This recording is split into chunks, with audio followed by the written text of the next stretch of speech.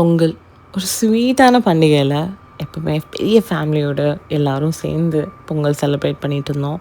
And அம்மம்மா, அத்தை அவங்கெல்லாம் சேர்ந்து பொங்கல் வைப்பாங்க. நாங்கள் அப்படியே வேடிக்கை பார்த்துட்டு சந்தோஷமாக சாமி கும்பிட்டு சாப்பிட்டுட்டு இருந்தோம். அதுதான் ஹஸ்பண்ட் வீட்லையும் நடந்துட்டு இருந்தது. அம்மா செய்வாங்க, இவங்கெல்லாம் சாப்பிடுவாங்க. ஆனால் முதல் தடவை நாங்களே இறங்கி பொங்கலை செலிப்ரேட் பண்ண வேண்டியதாக இருந்தது. இது என்ன பெரிய விஷயமான்னு நீங்கள் யோசிக்கலாம். இது வரைக்கும் நான் விறகடுப்பில் எதுவுமே பண்ணது கிடையாது. ஸ்டோவில் கூட பரவாயில்ல, நம்ம சமைச்சிடலாம். பட் விறகடுப்பு is very new to me. And fortunately எங்களோட நெய்பர்ஸ் செம்ம ஸ்வீட். எனக்கு கோலம் கூட பெருசாக போட தெரியாது. அவங்க தான் ஸ்டெப் இன் பண்ணி பெரிய கோலம் போட்டு கொடுத்து பொங்கலுக்கு கம்ப்ளீட்டாக அவங்க கூட இருந்து ஹெல்ப் பண்ணாங்க. நிஜமாக அவங்க இல்லை அப்படின்னா இந்த பொங்கல் இவ்வளோ சக்ஸஸ்ஃபுல்லாக இருக்குமான்னு அப்படின்னு தெரியல. நான் என் ஃபேமிலி எவ்வளோக்கு எவ்வளோ மிஸ் பண்ணனோ அவ்வளோக்கு எவ்வளோ அவங்க அந்த பக்கத்து வீட்டு ஃபேமிலி வந்து அவ்வளோக்கு எவ்வளோ எங்களுக்கு ஃபுல்ஃபில்லிங்காக இருந்தாங்க. And so happy my sister came in. அது ஒரு ஹோம் ஃபீலிங் கொடுத்தது.